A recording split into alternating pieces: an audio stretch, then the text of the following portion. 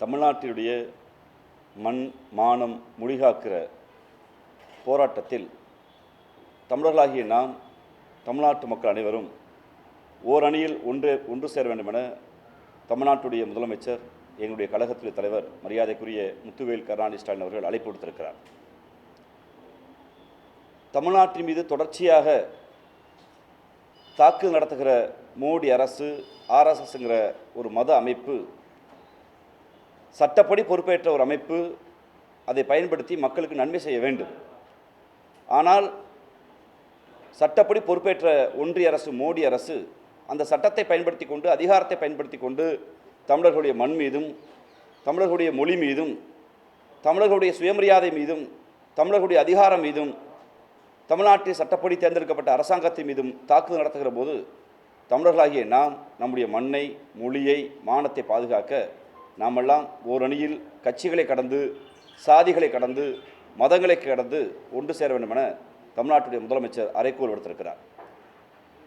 கடந்த காலங்களில் இந்தி நம் மீது திணிக்கப்பட்ட போது இந்தியாவில் இருக்கிற எல்லா மாநிலங்களும் மௌனம் காத்தது. தமிழர்கள் தந்தை பெரியாருடைய பெரும் கோரிக்கையை ஏற்று சாதிகளை கடந்து, மதங்களை கடந்து, ஏன் கட்சிகளை கடந்து ஒன்றாகி இந்திக்கு தமிழ்நாட்டில் ஆதிக்கமாம், நீங்கள் எல்லோரும் வாருங்கள் நாட்டினரே என்று இந்தி என்கிற திணிப்பை, ஆதிக்கத்தை எதிர்த்ததால் அன்னை தமிழ் இன்று வாழ்கிறது, அன்னை தமிழ் மீண்டிருக்கிறது. அந்த போராட்டம் உலகத்திற்கு ஒன்று சொன்னது, மொழிவழி தேசிய இனங்கள், இந்தி பேசாத மாநிலங்கள் தமிழ்நாட்டை பாருங்கள், தமிழ்நாட்டில் தமிழர்கள் எவ்வளவு எழுச்சியோடு போராடினார்கள் என்று தமிழர்களுடைய ஓர்மையை சுட்டி காட்டியது.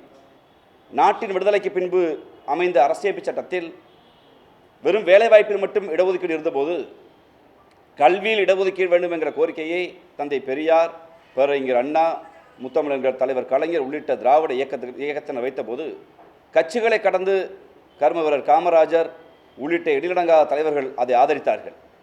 வேலைவாய்ப்பில் மட்டுமே இடஒதுக்கீடு இருக்கிறது, இங்கு இருக்கிற பிற்படுத்தப்பட்ட ஒடுக்கப்பட்ட மக்கள் எத்தனை பேர் பள்ளி சென்று, கல்லூரி சென்று பட்டம் பெற்றிருக்கிறோம், வெறும் ஒரு விழுக்காடு பட்டத்தை கூட பிற்படுத்தப்பட்ட ஒடுக்கப்பட்ட மக்கள் பெறவில்லை. எனவே கல்வியில் இடஒதுக்கீடு வேண்டும் என்கிற கோரிக்கை வைத்தபோது அன்றைய அரசுகள் அதை மறுத்தபோது கட்சிகளை கடந்து, மதங்களை கடந்து, ஏன் கொள்கைகளை கடந்து தமிழ்நாடு ஒற்றுமையால் நின்றதால் இந்தியாவுடைய அரசியமைப்பு சட்டம் முதல் முறையாக திருத்தப்பட்டு இன்று இத்தனை பட்டதாரிகள், தமிழ்நாடு கல்வியில் சிறந்த மாநிலம், தமிழ்நாட்டில் கல்வியில் சிறந்து விளங்குகிறது என்கிற பெருமையோடு நாம் இருக்கிறோம் என்றால், இடைநிற்றல் இல்லாத பள்ளி கல்வியை முடித்துவிட்டு கல்லூரிக்கு போகிற மாணவர்கள் அதிகம் கொண்ட மாநிலமாக தமிழ்நாடு இருக்கிறது என்றால், திராவிட இயக்கம் அன்று பெற்றுக் கொடுத்த அரசியமைப்பு சட்டத்தின் திருத்தம் மூலியமாக பெற்ற இடஒதுக்கீடு. அதற்கு நாம் ஓரணியில் இருந்தோம்.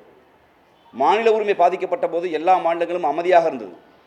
பேரறிஞர் அண்ணா என்கிற பெருமகன் எங்களுடைய மூலகர்த்தா பாராமண்டத்தில் ஒழித்து மாநில சுயாட்சி என்கிற ஒரு புதிய விதியை உண்டு செய்தார். அந்த புதிய விதிகள் மூலமாக அரசியமைப்பு சட்டத்தில் மாநிலங்களுடைய விவாதம் வாதிக்கப்பட்டது. பேரறிஞர் அண்ணாவுடைய அந்த விவாதத்தை இன்று யார் கட்சி ஆரம்பித்தாலும் மாநில சுயாட்சி என்கிற முழக்கத்தை தமிழ்நாட்டில் வைக்கிறோம் என்றால், அன்று ஓரணியில் தமிழ்நாடு இருந்ததால் மாநில சுயாட்சி மீட்கப்பட்டது. உங்களுக்கு நன்றாக தெரியும், இந்தியாவில் பழக்க வழக்க சட்டத்தின்படி சாதி ரீதியாக தொழில்கள் பாகுபடுத்தப்படும் பொழுது இன்றும் சாதியின் பேரில் நீங்கள் தொழிலை செய்யுங்கள், குலக்கல்வியை செய்யுங்கள் என்று மோடி அரசு சொல்கிற போது, அன்றைய ஆட்சியாளர்கள் கொண்டு வர முயற்சித்த போது ஓரணியில் தமிழ்நாடு நின்று குலக்கல்வியை நாங்கள் எதிர்க்கிறோம், குலக்கல்வி என்பது சாதி தொழிலை ஆதரிக்கிறது, குலக்கல்வி என்பது சாதியை ஆதரிக்கிறது, குலக்கல்வி வேண்டாம் என்று கட்சிகளை கடந்து, சாதிகளை கடந்து, மதங்களை கடந்து தமிழர்கள் நாம் நின்றதால் குலக்கல்வியை ஒழித்தோம். அதோடு மட்டுமில்லை, இன்று எத்தனையோ எண்ணிலடங்காத இளைய தலைமுறைக்கு தெரியும், இந்தியாவுடைய கிரிக்கெட்டில் எத்தனை வீரர்கள் ஆடினாலும் அவர்களுக்கு பின்பு ஒரு சாதி தொங்கிக் கொண்டே இருக்கும். எண்ணிலடங்காத மூத்த அதிகாரிகளுக்கு பின்பு, அமைச்சர்களுக்கு பின்பு சாதி பெயர் தொங்கிக் கொண்டே இருக்கும். ஆனால் தமிழ்நாடு ஓரணியில் நின்றதால் நாங்கள் எல்லோரும், எங்களுக்குள் சாதி இருந்தாலும் அந்த சாதி என்பது ஒரு அடையாள கூறாக இருந்தால் கூட, அந்த அடையாளம் என்பது அடுத்தவருடைய வீழ்த்துவதற்கோ அடுத்தவரை தாழ்த்துவதற்கோ பயன்படக்கூடாது. அந்த மன இறுக்கத்திலிருந்து தமிழ்நாடு விடுபட வேண்டும், சாதி ஒழித்தலை தமிழ்நாடு கையில் எடுக்க வேண்டும் என்ற தந்தை பெரியாரின் கோரிக்கையை, திராவிட இயக்கத்தின் கோரிக்கையை தமிழ்நாடு அன்று ஏற்றுக்கொண்டதால் இன்னைக்கு நமக்கு பின்பு இருக்கிற சாதி பட்டம் முடிந்து போனது. ஓரணியில் நின்றோம். ஜல்லிக்கட்டுங்கிற விளையாட்டு ஒட்டுமொத்த இந்தியாவை எதிர்த்த போது தமிழ்நாட்டுடைய இளைஞர்கள் வீதிக்கு வந்து நின்று ஓரணியில் நின்றார்கள். கட்சிகளை கடந்து, சாதிகளை கடந்து, மதங்களை கடந்து ஓரணியில் நின்றார்கள். ஒன்றே குலம் ஒருவனே தேவன் என்கிற தத்துவத்தை எல்லா மதங்களையும் கடந்து பேரறிஞர் அண்ணா இந்த மண்ணில் விதைத்தார். எல்லா மொழிகளும் சமம் என்று அரசியமைப்பு சட்டம் சொன்னாலும் எல்லா மொழிகளுக்கான உரிய அங்கீகாரத்தை மூத்த மொழிகளுக்கு அரசியல் சட்டம் கொடுக்க மறுத்தபோது ஒட்டுமொத்த தமிழ்நாட்டையும் ஒன்று திரட்டி ஒட்டுமொத்த தமிழர்களையும் ஒன்று திரட்டி எங்கள் மொழி தமிழ், அது வளமையான மொழி, முதுமையான மொழி, தொன்மமான மொழி, உலகில் இருக்கிற மூத்த மொழிகள் ஒன்று என்று முத்தமிழர் கலைஞர் செய்த பிரச்சாரத்தால் தமிழர்கள் நாம் ஒன்று சேர்ந்து நம்மளுக்கு மொழியான தமிழுக்கு செம்மொழி அங்கீகாரத்தை பெற்றுக் கொடுத்தோம். இன்று இந்தியாவே அது இந்திய மொழிகளில் நம்முடைய சகோதர மொழிகள் உள்ளிட்ட பல மொழிகள் செம்மொழி அதிகாரத்தை பெறுகிறது. கடந்த காலங்களில் சாதிகளை கடந்து மதங்களை கடந்து நாம் ஓரணியில் இருந்ததால் தமிழ்நாடு இப்போதும் தனித்திருக்கிறது, அரசியலில் தனித்திருக்கிறது, கொள்கையில் தனித்திருக்கிறது. வெறும் தனித்து என்பதை நாங்கள் தனித்து நிற்பதை பாஜகவை சேர்ந்தவர்கள் பிரிவினைவாதிகள் இந்த இக்கட்டான நேரத்தில் இவளது பிரைடு இவளது பெருமைகளை கொண்ட தமிழ்நாட்டு அரசியலில் மோடி அரசு தொடர்ச்சியாக இன்று உங்களுக்கு தெரியும் இங்கிலாந்துடைய லிவர்பூல் பல்கலைக்கழகம் ஒரு ஆய்வு முடிவு வெளியிட்டிருக்கிறது. கீழடியில் கண்டெடுக்கப்பட்ட மனித தலையுடைய முகங்களை வைத்துக்கொண்டு 2500 ஆண்டுகளுக்கு முன்பு அங்கு வாழ்ந்த மனிதர்கள் இப்படித்தான் இருந்தார்கள் என்பதை அறிவியல் பூர்வமாக நிரூபித்திருக்கிறோம். 9 கட்ட ஆய்வுகளை 6 கட்ட ஆய்வுகளை தமிழ்நாடு தொல்லியல் துறை நடத்தியிருக்கிறது. ஆனால் முதல் கட்ட 2ஆம் கட்ட ஆய்வு முடிவை இதுவரை வெளியிடாமல் நம்முடைய ஆய்வு முடிவுகளையும் அங்கீகரிக்காமல் இன்னும் எங்களுக்கு ஆதாரம் தேவை என்று புராணங்களில் இதிகாச புரோட்டுகளில் கற்பனைகளில் ஆய்வை சொல்கிற அறிவியல் நம்புகிற பாஜக அரசு ராமர் என்கிற மக்களுடைய நம்பிக்கை பழக்க வழக்கத்தை அறிவியல் பூர்வமாக நிரூபிக்கப்படாத ஒன்றை வைத்து ராமர் பாலம் மூலியமாக சேது சமுத்திர திட்டத்தை முடக்கிய ஒன்றிய அரசு இன்று எங்களுக்கு பாடம் நடத்துகிறது. கீழடியில் உங்களுடைய ஆய்வு சரியில்லை என்று. கீழடியுடைய ஆய்வை உலக பல்கலைக்கழகங்கள் அறிவியலாளர்கள் எங்களுடைய இலக்கிய தொன்மங்களை எங்கள் வரலாற்று கதைகள் நிரூபித்திருக்கிறது. ஆனால் ஏற்க மறுக்கிறார்கள். இந்தி என்கிற மொழியை நீங்கள் படியுங்கள், வேலைவாய்ப்பு வேண்டும் என்று அவர்கள் சொல்கிறார்கள். நாங்கள் கேட்கிற கேள்வி, தமிழ்நாட்டில் பிறந்த எந்த தமிழர்களுக்கும் தமிழ்நாட்டை சேர்ந்தவர்களுக்கும் தமிழில் படித்தவர்களுக்கும் எங்களுக்கு பீகார் கனவில்லை, யூபி கனவில்லை, மாப்பி கனவு மத்திய பிரதேச கனவில்லை, ஏன் டெல்லி கனவில்லை, எங்களுக்கு ராஜஸ்தான் கனவில்லை. எங்களுக்கு உண்மையிலேயே அமெரிக்க கனவு இருக்கிறது, இங்கிலாந்து கனவு இருக்கிறது, சிங்கப்பூர் கனவு இருக்கிறது. எங்கள் கனவு மேலை நாடுகள் நோக்கி இருக்கிறது. காரணம் இருமொழி கொள்கையை கொண்டு வந்த பேரறிஞர் அண்ணா அவர்களுடைய அந்த இருமொழி கொள்கையால் தாய்மொழியான தமிழும் உலக தொடர்புக்கு ஆங்கிலம் இருக்கிறது. நாங்கள் ஒருபோதும் எங்களுக்கு போட்டி பீகாரோடோ யூபியோடோ ஏன் மாப்பியோடோ இல்லை. புதிதாக கட்சி ஆரம்பிக்கிற யாராவது மேடையில் ஏறி இங்கே யூபியை பாருங்கள், பீகாரை பாருங்கள், ராஜஸ்தானை பாருங்கள் சொல்ல முடியுமா? லண்டனை பாருங்கள், ஜெர்மனை பாருங்கள், சிங்கப்பூரை பாருங்கள் சொல்கிறார் என்றால் தமிழ்நாடு அண்டை நாடுகளோடு போட்டி போடுகிற ஒரு பெருமைமிக்க நிலமாக இருக்கிறது. அப்படி இருக்கிற போது இது இருமொழி கொள்கைங்கிற இந்த பாலிசி எதிர்த்து மும்மொழி கொள்கை என்ற ஒரு ஏமாத்து கொள்கையை இந்த அரசு தமிழ்நாட்டை திணிக்க இருக்கிற போது ஏன் நாங்கள் வரி கட்டிய பணத்தை நாங்கள் கேட்டால் நாங்கள் ஏடிஎம்மா என்று சிறுமைப்படுத்துகிற போது எங்கள் மொழியை தாக்குதலுக்கு உள்ளாக்கி எங்கள் மொழிக்கு வெறும் 117 கோடியை ஒதுக்கி சமஸ்கிருதத்துக்கு 2500 கோடியை ஒதுக்கி எங்கள் மொழியை சிறுமைப்படுத்துகிற போது இங்கு நாட்டில் வாழ்கிற மக்களை மதங்களின் அடிப்படையில் பிரித்து இவர் இந்த மதத்தைச் சேர்ந்தவர், இந்த கடவுளை கும்பிடுகிறார், இவருக்கு உரிமை கிடையாது என்று மக்களை மத ரீதியாக ஒன்றிய அரசு பிளவுபடுத்துகிற போது, மாநிலங்களுக்கு கொடுக்க வேண்டிய நிதிகளை ஒன்றிய அரசு கொடுக்க மறுக்கிற போது ஓரணியில் தமிழ்நாட்டை திரட்ட வேண்டிய தமிழர்களாகிய நாம் சாதிகளை கடந்து மதங்களை கடந்து நிலங்களை கடந்து ஊர்களை கடந்து ஏன் கட்சிகளையும் கடந்து ஓரணியில் திரள வேண்டும் என்கிற ஒரு வரலாற்று சிறப்புமிக்க கடந்த காலத்தில் திராவிட இயக்கம் நீதி கட்சி செய்ததை, தந்தை பெரியார் செய்ததை, பேரறிஞர் அண்ணா செய்ததை, முத்தமிழர் கலைஞர் செய்ததை இன்று எங்கள் முதலமைச்சர் முத்துவேல் கருணாநிதி ஸ்டாலின் அவர்கள் செய்கிறார். கழக தொண்டர்கள் வீடு வீடாக போகிறார்கள். கழக உறுப்பினர் சேர்க்கை என்பது இரண்டாவது. நீங்கள் கழகத்தில் இணையாதது என்பது ஒரு ஜனநாயக உரிமை.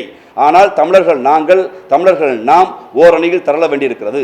அரசியமைப்பு சட்ட ரீதியாக தேர்ந்தெடுக்கப்பட்ட மோடி அரசு அந்த அரசியமைப்பு சட்டத்தை வைத்து தமிழர்களை 2ஆம் தர குடிமக்களாக்குவது, மக்களால் தேர்ந்தெடுக்கப்பட்ட மாநில அரசை ஆளுநர் என்கிற பதவியை வைத்து இயங்க விடாமல் செய்வது, மக்களால் தேர்ந்தெடுக்கப்பட்ட மாநில அரசுக்கு நாம் கட்டிய வரியை திருப்பி கொடுக்காமல் இருப்பது, கீழடி, ஆதிச்சநல்லூர் இங்கு இருக்கக்கூடிய கொற்கை போன்ற தொன்மங்களை அங்கீகரிக்க மறுக்கிறது என்று இந்த தாக்குதல் நடத்துகிற போது நாம் சாதிகளை கடந்து மதங்களை கடந்து ஓரணியில் திரள்வோம் என்கிற அந்த வரலாற்று பிரகடனத்தை மாண்புமிகு முதலமைச்சர் அவர்கள் அறிவித்திருக்கிறார்கள்.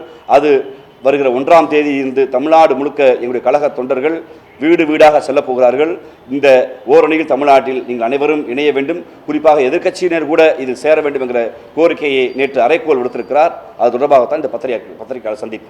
நீங்கள் கேள்விக்கலாம்.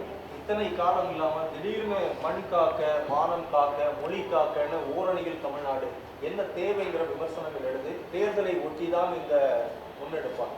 இத்தனை காலம் என்பதில் எனக்கு உடன்பாடு இல்லை. இப்போது ஏன் என்று கேட்கலாம். இத்தனை காலமாக இந்த நிலத்திற்கு எங்கள் மொழிக்கு தீங்கு வந்தபோது இந்த திராவிட தீரர்கள் தான் தன் தேகத்தில் நெருப்பை அள்ளி கொட்டி சித்தி போய் இந்திக்கு தமிழ்நாட்டில் வாதிக்கமாம், நீங்கள் எல்லோரும் வாருங்கள் நாட்டில் என்று நாங்கள் தான் இந்தியை எதிர்த்து போராடினோம், வாதாடினோம், வென்றோம். நாங்கள் தான் எங்கள் கீழடியுடைய துன்பம் பாதிக்கப்பட்ட போது களத்தில் நின்று எங்களை மாண்புமிகு முதலமைச்சர் சொன்னால் புறநானூற்று வீரர்கள் போல் மாணவரணிக்கு திரண்டதென்று. எங்களுக்கு கிடைக்கிற எல்லா வாய்ப்புகளும் அரசு அதிகாரத்தில் இருந்தால் கூட தொடர்ச்சியாக போராடுகிறோம். இப்போது ஒரு மக்கள் இயக்கமாக நடத்த வேண்டிய தேவை இருக்குது என்று மாண்புமிகு முதலமைச்சர் நம்புகிறார். நாங்கள் சொல்லியிருந்தால் திராவிட முன்னேற்ற கழகம் செய்தது திராவிட முன்னேற்ற கழகம் செய்தது என்று சொல்லவில்லை. அதற்கு மாறாக நாமெல்லாம் ஓரணியில் சேர வேண்டும். காரணம், இந்த நேரத்தில் கோயில்களில் வெட்டப்படுகிற கிடாவை போல் தன்னை அழிக்க பாஜக வருகிறது என்கிற அந்த பொருள் கூட புரியாது எடப்பாடி போன்ற கட்சிகள் பாஜகவோடு தமிழ்நாட்டின் முதலமைச்சர் யார் என்பதை நாங்கள் தீர்மானிப்போம் என்று எடப்பாடியை வைத்துக்கொண்டே அமித்ஷா சொல்கிறார். இதுவரைக்கும் RSSங்கிற அந்த மதவெறி அமைப்புக்கு தமிழ்நாட்டில் இடம் கொடுக்காது, ஆட்சி குறித்து ஏன் ஒத்த கவுன்சில் கூட வாங்க முடியாத அந்த அமைப்பு இன்னைக்கு அதிகாரம் முதலமைச்சர் துணை முதலமைச்சராக பேசுகின்றால் மௌனமாக தன் கட்சியில் இருக்கக்கூடிய பேரறிஞர் அண்ணாவின் படத்தை கலட்டுவதற்கு எடப்பாடி அவர்கள் முடிவு செய்து விட்டதால் கட்சிகளை கடந்து நமது கொள்கைகளை பாதுகாக்க வேண்டிய தேவை இருக்கிறது. இது காலத்தின் கட்டாயம். அரசியமைப்பு சட்டத்தை கொண்டு இந்த அரசு, மோடி அரசு தமிழர்களை முடக்குகிற போது நாம் மக்கள் மன்றத்தில் போக வேண்டும் என்கிற அறைகூவலை இன்று அந்த இயக்கத்தை ஆரம்பித்திருக்கிறார். ஆனால் தொடர்ச்சியாக இது 4 ஆண்டு மட்டுமல்ல, எதிர்க்கட்சியாக இருக்கும்போது உங்களுக்கெல்லாம் தெரியும், ஒன்றிணைவோம் வாருங்கள் என்று உடன்பிறப்புகளை வாருங்கள் என்று ஒரு இயக்கத்தை நடத்தினார். கொரோனா என்ற பேரிடர் வந்தபோது நீங்கள் யாரும் வெளியே வராதிங்கன்னு ஒரு சமூக இறுக்கத்துக்கு ஆனபோது அந்த சமூக இறுக்கத்தை போக்குவதற்காக நாம் உறவுகளே ஒன்று சேருவோம், ஒன்றிணைவோம் என்று தன் தொண்டர்களை கூட்டி தெருக்கு போனார். அதுபோல் ஒரு சமூக பேரிடர், ஒரு சமூக அநீதி, ஒரு தமிழ் சமூகத்தை ஒன்றிய அரசு ஒடுக்குகிற போது எப்படி கொரோனா என்கிற பேரிடரை நாம் வெல்வதற்கு ஒன்று சேர்ந்தோமோ அதுபோல் இப்போதும் நாம் ஒன்று சேர வேண்டும் என்ற ஒரு அரசியல் இயக்கத்தை இப்போது காலத்தின் தேவைகிறது இப்போது எடுத்திருக்கார்கள். சமஸ்கிருதம் எந்த மாநிலத்திலுமே பேசப்படலை அப்படிங்கிறப்போ அந்த மொழி வளர்ச்சிக்கு யாருமே நிதி ஒதுக்க முடியாது. அதனால தான் பல மடங்கு கொடுத்துருக்காங்க. இதுல என்ன உங்களுக்கு கஷ்டம்னு வானதி சீனிவாசன் கேட்கிறாங்க. அக்கா வானதி சீனிவாசனுக்கு நான் பொறுமையோடு சொல்லிக்கொள்ள விரும்புகிறேன். சமஸ்கிருதத்திற்கு 2500 கோடி கொடுப்பதில் எங்களுக்கு மாற்று கருத்தில்லை. ஏன் 1 லட்சம் கோடி கூட கொடுங்கள், அது உங்களுடைய விருப்பம். நாங்கள் செத்துப்போன சமஸ்கிருதம் என்று அதை நான் கொச்சைப்படுத்த கூட விரும்பவில்லை. யாரும் பேசாத, யாரும் படிக்காத, படித்து விட்டால் பேசிவிட்டால் இந்த சமஸ்கிருதத்தை படித்தா உங்களுக்கு டாக்டர் வேலை கிடைக்கும், உங்களுக்கு இன்ஜினியர் கிடைக்கும், உங்களுக்கு உள்ளூரில் தாசில்தார்கள் கிடைக்கும், இந்த சமஸ்கிருதத்தை படித்தா நீங்கள் பெரிய ஆள் ஆகலான்னு ஒரு ஆய்வை காட்ட சொல்லுங்கள். அப்படி யாரும் படிக்காத, பேசாத, எதற்கும் உதவாத, ஏன் அப்படி நான் கஷ்டப்பட்டு சமஸ்கிருதத்தை படிச்சுட்டு போனால் என் மந்திரத்தை ஓதுறதுக்கு ஏன் முருகன் ஏன் விநாயகர்கிட்ட போனால் கூட நீங்கள் என்ன சாதின்னு கேட்குற இந்த நாட்டில் 2500 கோடி ஒதுக்குறீங்க, பரவாயில்ல. நாங்கள் கேட்பது எங்கள் தாய்மொழியுடைய தொன்மத்தை நிரூபிப்பதற்கு, தாய்மொழியுடைய பெருமையை, அறிவியலை கொண்டிருக்கிற, பண்பாட்டை கொண்டிருக்கிற, தொன்மத்தை கொண்டிருக்கிற, அறிவியலால் நிரூபிக்கப்பட்ட இலக்கண இலக்கியங்களை இந்திய மொழிகளை அதிகமாக கொண்ட 76 கிளை மொழிகளுக்கு உடன் சகோதர மொழியாக இருக்கிற தமிழுக்கு வளர்ச்சிக்கு எத்தனை ஆண்டு காலம் கேட்கிறோம்? ஒரு செம்மொழி ஆய்வு நிறுவனத்தை பேருக்கு தொடங்கி அங்கு யாரையும் இயங்க விடாமல் செய்கிறீர்கள். எங்கள் மொழிகளிலே வாதாடுவதற்கு சட்டங்களை கொண்டு வாருங்கள் கேட்டோம், அதுக்கு எந்த நிதியும் அல்ல. எங்கள் மொழியை ஊக்குவித்து உலக நாடுகளுக்கு கொண்டு போவதற்கு நீங்கள் ஒரு திருக்குறளை சொன்னால் பத்தாது, அதற்கு மாறாக இருக்கைகளை கொண்டு வாருங்கள் கேட்டோம். எங்கள் மொழி சிறப்புக்கு நிதி ஒதுக்கணும் கோரிக்கை வைக்கிறோம். சமஸ்கிருதத்துக்கு யார் கோரிக்கை வச்சாங்க? யாருமே பேசலை, எந்த மாநிலமே பேசலாம். யார் கோரிக்கை வச்சாங்க? அப்போ பாஜகவுக்கு ஒரு ஹிட்டன் அஜெண்டா இருக்குது. பாஜகவுக்கு ஹிட்டன் அஜெண்டா இங்கே ஹிந்தியை அழித்து சமஸ்கிருதத்தை கொண்டு வருவது. சமஸ்கிருதத்தை கொண்டு வந்தால் பழைய புராண புரோட்டுகளை மீண்டும் கொண்டு வர முடியும். அந்த பழைய புராண புரோட்டுகளை கொண்டு வந்தால் மேலோர் கீழோர், மேல் சாதிக்காரர் கீழ் சாதிக்காரர், அவர் உயர்ந்தவர் தாழ்ந்தவர் என்கிற அரசியலை மீண்டும் பேச முடியும். கேட்டால் பழக்க வழக்க சட்டம் என்கிற கண்மூடித்தனமான சாதியத்தை இருக்க பிடிக்கிற சட்டங்கள் சமஸ்கிருத வழக்கம் என்று தந்தை பெரியார் என்று சொன்னார். அதை பாஜக என்று செய்வது. நாங்கள் கேட்பது சமஸ்கிருதத்துக்கு நிதி ஒதுக்குவது உங்கள் சொந்த விஷயம், அமைச்சரை முடிவு. ஆனால் அதே போல் வளமையாக இருக்கிற, அதை செழுமைப்படுத்த, பல்கலைக்கழகங்களை ஆரம்பிக்க, எங்களுடைய கல்வி நிறுவனங்களை மேம்படுத்த எங்கள் நிதிகளை கொடுங்கள், எங்கள் தமிழுக்கு கொடுங்கள், எங்கள் தெலுங்குக்கு கொடுங்கள், எங்கள் கன்னடத்துக்கு கொடுங்கள், எங்கள் மலையாளத்துக்கு கொடுங்கள் கோரிக்கை வைக்கிறோம். இதெல்லாம் தவறு இருக்கிறது. இங்கிலாந்து ஜான்மூஸ் பல்கலைக்கழகம் கீழடி குறித்த 2500 ஆண்டுகளுக்கு முந்தைய மனிதனுடைய முக வடிவமைப்பை கொண்டு வந்து இவ்வளவு சான்றிதழ் அறிவியல் பூர்வமாக கொண்டு வந்த பிறகு மத்திய அரசினுடைய போக்கில் ஏதாவது மாற்றம் ஏற்படும் நினைக்கிறீங்க? எனக்கு தெரிவித்து தூங்குவரை எழுப்பலாம், தூங்குவோர் நடிக்கிற பாஜகவுடைய RSS உறுப்பினர்களை தலைவர்கள் எழுப்ப முடியாது. கீழடி குறித்து நாங்கள் ஆய்வை வெளியிடுங்கள் என்று சொன்னால் இன்னும் ஆதாரத்தை கொடுக்கிறார்கள். நாங்கள் அதைத்தான் சொல்கிறோம். இந்தியாவில் நாங்கள் சொல்வது சிந்துவெளி சமவெளி என்கிற அந்த சிந்துவெளி சமவெளியில் பேசப்பட்ட மொழி தமிழ் ஒன்றாக இருக்கிறது என்று பெரும் மரியாதைக்குரிய தொல்லியல் ஆய்வாளர் எழுத்தாளர் பாலகிருஷ்ணன் எழுதுகிறார், பேசுகிறார், தரவுகள் நிரூபிக்கிறார்.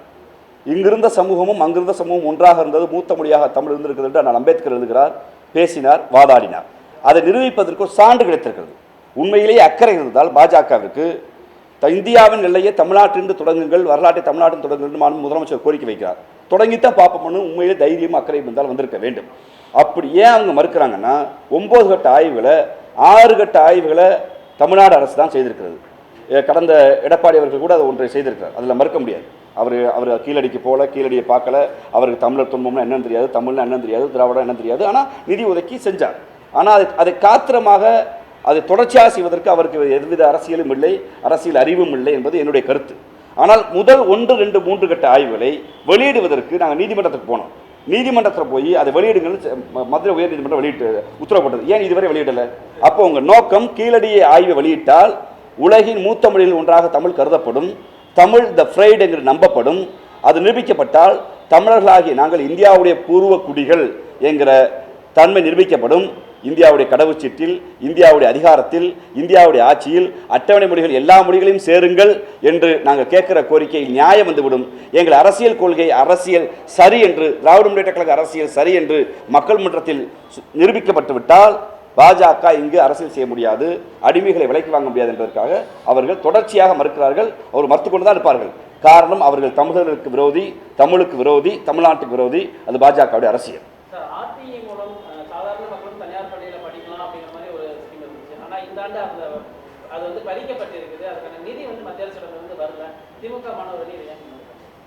தொடர்ச்சியாக தமிழ் கல்வியில் சிறந்த தமிழ்நாடு என கவிஞர்கள் பாடினாலும் தொடர்ச்சியாக கல்வியை எல்லோருக்கும் கொண்டு வந்து சேர்த்தது நீதி கட்சியும் பெருந்தலைவர் பெரும் மரியாதைக்குரிய கர்மவீரர் காமராஜரும் பேரறிஞர் அண்ணாவும் முத்தமிழர் கலைஞரும் தொடர்ச்சியாக பள்ளி கல்வியில் ஒரு நிதிகளை கொடுத்து வளர்த்து கொண்டே இருந்தார்கள். அதன் காரணமாக உயர்கல்வி வளர்ந்தது, ஆராய்ச்சிக்கல்வி வளர்ந்தது. இன்றைய மாண்புமிகு தமிழ்நாட்டுடைய முதலமைச்சர் அவர்கள் பள்ளி செல்கிற பிள்ளைகளுக்கு 1000 ரூபாய் தொடங்கி படி என்று படிப்பை மேம்படுத்துகிற பல திட்டங்களில் கல்வியில் நாங்கள் விதைக்கிறோம். அதனால்தான் இங்கே இருக்கிற எல்லா பிள்ளைகளுக்கும் கடனை வாங்கியாவது கல்வியை படிக்கும் எண்ணம் இருந்தது. ஆனால் எல்லோருக்கும் கல்வி கொடுக்க வேண்டிய எண்ணம் ஒன்றிய அரசுக்கு இல்லை. அதுவும் குறிப்பாக வளர்கிற தமிழ்நாட்டை நோக்கி, வளர்கிற தமிழ்நாட்டின் மீது அவர்களுக்கு ஒரு எப்பவும் எரிச்சலும் கோபம் இருக்கிறது. எப்படியாவது எதையாவது நிறுத்தினா அவங்க கல்வி தடத்தெல்லாம் பார்க்குறாங்க. வடிவேல் சாருடைய காமெடி தான், சீப்பை ஒழிச்சு வச்சா கல்யாணம் என்று நம்புகிறாங்க. ஒருபோதும் தமிழர்கள் நாங்கள் கல்வி விட்டுக் கொடுக்க மாட்டோம். உறுதியாக வருகிற காலங்களில் திராவிட முன்னேற்ற கழகத்தில் மாணவர் அணி அதை கருத்தில் கொண்டு இப்போது எழுதுகிற பேசுகிற எங்களுடைய பள்ளிக்கல்வித்துறை அமைச்சர் பெருமரியாக அன்பில் மகேஷ் பொய்யாமொழி போன்றவர்களும், உயர்கல்வித்துறை அமைச்சர் அண்ணன் செலியம் போன்றவர்கள் எடுக்கிற அந்த முன்னெடுப்புகளோடு அரசு முன்னெடுப்பு அவர்கள் எடுக்கிறார்கள்.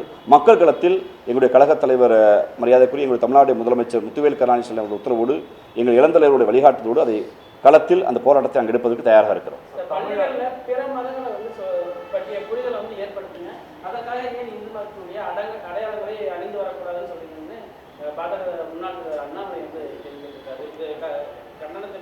அண்ணாமலை முதலில் பட்டம் படித்தவராய் என்ற சந்தேகவர்கள், அண்ணாமலை தமிழ்நாட்டுடைய உணர்வை புரிந்தவராய் என்ற சந்தேகவர்கள், அண்ணாமலை பக்கத்தில் இருக்கிற பள்ளப்பட்டி என்கிற ஊரில் அவருக்கு தெரிந்திருக்கும். நாம் இதுவரைக்கும் ஒருதாய் பிள்ளையாக வாழ்ந்த இந்த நிலத்தில் மீண்டும் சாதிய வன்மத்தை தூண்டுகிற வேலையை அண்ணாமலை செய்கிறார். இன்னும் சொல்ல போனால் அரசியமைப்பு சட்டம் சொன்ன எல்லோரும் சமம்ங்கிறதுக்கு மாறாக நீங்கள்லாம் இப்படி இருங்க, உங்கள் மதம் பெரிய மதங்கிற மதப்பெருமையை மதவரியை ஊட்டுவதற்கு அண்ணாமலை தயாராகி கொண்டிருக்கிறார். ஏன்னா இங்கே சமத்துவத்தை ஊட்டுனா அந்த சமத்துவத்தை படித்த மாணவர்கள் எந்த கட்சி சமத்துவம் பேசுது அந்த கட்சியில் சேரலாம்னு நினைப்பாங்க. இங்கு மொழி உணர்வை ஊட்டுனா எந்த கட்சி மொழிக்காக பேசுகிறது அந்த கட்சி சேரலாம்னு நினைப்பாங்க. அறிவியலை பேசினால் எந்த கட்சி அறிவியலுக்காக வாதாடுகிறது அந்த கட்சிக்காக போவாங்க. திராவிட கருத்து இடஒதுக்கீடு குறித்து பேசினா எந்த கட்சி இடஒதுக்கீடுக்கு ஆதரவாக நிற்கும் அந்த கட்சி போடாமாங்க. இது எதுக்குமே அண்ணாமலை இருக்கிற அந்த பாஜக கட்சிக்கு தகுதி இல்லை. அப்போ எந்த கட்சிக்கு போனால் தன் கட்சிக்கு ஆளுகள் எப்படி கிடைப்பாங்கன்னா, ஒருவேளை மதவரியை ஊட்டினால் மதவரியில் ஊறி தலைத்தவர்கள், மத அடையாளங்களில் அன்று மத வெறுப்புக்கு உள்ளானவர்கள் தன் கட்சிக்கு வருவாங்க. ஆட்சிக்கிற முயற்சிக்காக பார்க்குறாரு. ஒருபோதும் தமிழ்நாட்டு மண் இதை அனுமதிக்காது. தமிழ்நாடு மண்ணை பொறுத்தளவில் பிறகு அண்ணா சொன்னதுதான், ஒன்றே குலம் ஒருவனே தேவன், அவரவர் வழிபாட்டு முறை அவரவருக்கு சிறந்தது, பள்ளி கல்லூரி தலங்கள் என்பது எல்லோரும் சமம் என்கிற நிலைப்பாடு தான் தமிழ்நாடு அரசுடைய முடிவு. அது தொடர்ச்சியாக இங்கு நிற்கும். தமிழ்நாடு அரசியல் அப்படின்னாலே அது ஒரு பேச்சால் எடுத்தால் எல்லா கட்சிகளுக்குமே அது ஒரு பலம். அதுலேயும் திராவிட கட்சிகளுக்கு பேச்சு தான் உயிர் மூச்சு. ஆனால் இன்னைக்கு அந்த மாதிரியான கட்சிகள்லேயே பேச்சாளர்கள் அதிகம் இருக்காங்களா? ஏன் வந்து இன்னும் ஒரு தனித்துவமான பேச்சாளர்கள் எண்ணிக்கை குறைஞ்சிக்கிட்டே இருக்கு? ரீல்ஸுக்கு நம்ம முக்கியத்துவம் கொடுக்குறோம், இன்ஸ்டாகிராமுக்கு முக்கியத்துவம் கொடுக்குறோம், குமாப்பட்டி நம்ம முக்கியத்துவம் கொடுக்குறோம். பேச்சாளர்களுக்கு அப்படி இல்லைன்னு நினைக்கிறேன். இன்றைக்கும் இந்த நொடி உட்பட திராவிட முன்னேற்ற கழகத்தின் தொண்டர், திராவிட இயக்கத்தின் தொண்டர் சமூக நீதியை பேசி, இடஒதுக்கீடை பேசி, தன் அன்னை தமிழை பேசி, ஏதோ ஒரு ஊரில் ஒரு சேரை போட்டுட்டு ஒரு மைக்கில் பேசிக்கிட்டு தான் இருக்காங்க. உறுதியாக பேச்சுக்கும் எழுத்துக்கும் எங்கள் தந்தை பெரியார், எங்கள் அண்ணாவும் தமிழர் கலைஞர் விதைத்த விதையை திராவிட இயக்கம் ஒருபோதும் கைவிடாது. சார், காலைல மத்திய அமைச்சர் எல்முருகன் பேசும்போது திமுக கூட்டணி வந்து உடையும் தன்மை கொண்டது, நிறைய பேர் பிரிஞ்சு போறாங்க அப்படின்னு சொல்லியிருந்தாரு. இப்போ நீங்க வந்து ஓரணியில திரளணும் அப்படின்றீங்க, அது எப்படி பாக்குறீங்க சார்? அந்த ஓரணியில் சேருவதற்கு மரியாதைக்கு அண்ணன் எல்முருகன் அவர்களாக கூப்பிடுறோம். நீங்களும் வாங்கண்ணே, தமிழுக்காக வாதாடுங்கண்ணே, தமிழ்நாட்டுடைய நில உரிமைக்காக, மண் உரிமைக்காக, மாணவ உரிமைக்காக வாதாடுங்கண்ணே. ஏன்னா இந்தியாவில் ஏன் உலகத்திலேயே உயிர் நீப்பான் மயிர் நீப்பான் உயிர் வாழா கவரிமான்ங்கிற மான்களுக்கு இருந்தது போல் உயிரே போனாலும் மானம் பெரிது என்று சொல்லிக் கொடுத்த தமிழ்நாட்டு மண், சுயமரியாதைக்காக ஒரு செல்ஃப் ரெஸ்பெக்ட் மூமெண்ட்டை கொண்டு வந்த ஊர் இந்த ஊர். அந்த மானத்தை காப்பதற்கு தமிழர்களுக்கு நீங்கள் மத்திய அமைச்சராக இருக்கீங்கன்னு, ஒரு ஒன்றிய அமைச்சராக இருந்து கொண்டு நிதிகளை பெற்றுக் கொடுங்க. நீங்களும் ஒரு அணியில் வாங்கின ஓட்டு பாஜகவுக்கு போட்டுக்கோங்க, இங்கே பிஜேபி உறுப்பினருங்க. ஆனால் ஒரு அணியில் கருத்தில் ஒன்றா சேருங்கண்ணே. ஏன்னா கடந்த காலத்தில் வந்து பாஜக தலைவர்கள் ஒருபோதும் இங்கே இருக்க இந்த இடஒதுக்கீடை எதிர்த்து பேச மாட்டாங்க. இதே அண்ணாமலை கூட பாஜகவுடைய சிம்பத்தேசா இருந்தபோது நீட்டு வேண்டாண்டாரு, இந்த இடஒதுக்கீடு சிஸ்டம் சரிண்டாரு. இன்றைக்கி பாஜகங்கிற அந்த பதவி வந்த பின்னாடி அதெல்லாம் எப்படிங்கிற மறுத்து பேசுகிறாரு. நாங்கள் இப்போ வைக்க அன்பு வேண்டுகோள், நீங்கள் அந்த கட்சியில் கூட இருங்க. ஆனால் தமிழ்நாடுடைய ஃப்ரைடாக பார்க்கப்படுகிற மொழி, சமூக நீதி, யாதும் ஊரே யாவரும் கேளீர், ஒன்றே குலம் ஒருவனே தேவன் என்கிற அந்த ஃப்ரைடில் ஒருபோதும் விஷத்தை கலக்காதீங்கன்னு தான் சொல்கிறேன். வாய்ப்பு நன்றி. சோஷியல் மீடியா அப்படிங்கிறது எல்லா அரசியல் கட்சிகளுக்கும் வரமா சாபமா? அறிவியல் என்பது எப்போதுமே வரம் தான். அதை எப்படி பயன்படுத்த போகிறோம் என்பதை பொறுத்து தான் இருக்கிறது. அறிவியல் வளர வளர அதை எப்படி பயன்படுத்துகிறோம் என்ற தன்மையை இளம் தலைமுறையை கொண்டு போய் சேர்க்க வேண்டும். அதில் எங்களுக்கு நெகட்டிவாக இருக்கிற அந்த சிஸ்டத்தை நாங்கள் குறைச்சல் விரும்பலை. அதில் எப்படி வெல்லலாம்னு தான் நாங்கள் பார்க்க முடியுமே ஒழிய அதில் ஒருபோதும் அறிவியலை குறைச்சல் இயக்கம் திமுக இல்லை. நன்றி.